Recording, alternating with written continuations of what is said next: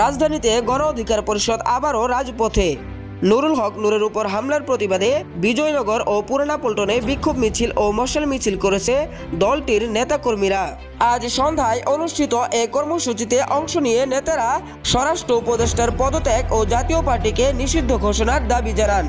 মিছিল শেষে নেতারা হুঁশিয়ারি দিয়ে বলেন, নুরুল হক নূরের উপর হামলার ঘটনায় এখনো কাউকে গ্রেফতার করা হয়নি, যা অত্যন্ত নিন্দনীয়।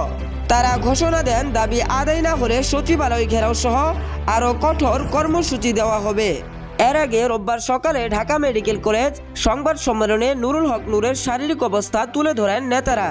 গণ অধিকার পরিষদের সাধারণ সম্পাদক রাশেদ খান 24 ঘন্টার আলটিমেটাম দিয়ে বলেন, হামলাকারীদের গ্রেফতার করা না হলে যমুনা ও সচিবালয় ঘেরাও কর্মসূচি দেওয়া হবে। তিনি আরও অভিযোগ করেন, সরকারের ঘোষণার পরেও নূরকে বিদেশে চিকিৎসার জন্য পাঠানো হয়নি, বরং তালবাহানা করা হচ্ছে। প্রয়োজনে দলের পক্ষ থেকে এবং পরিবারের উদ্যোগে তাকে বিদেশে চিকিৎসার জন্য পাঠানো হবে বলেও জানান রাশেদ খান। নেতারা বলেন, নূরের শারীরিক অবস্থা স্থিতিশীল হলেও উন্নতির জন্য তাকে আরও কিছুদিন হাসপাতালে থাকতে হবে। Desk, BDC news.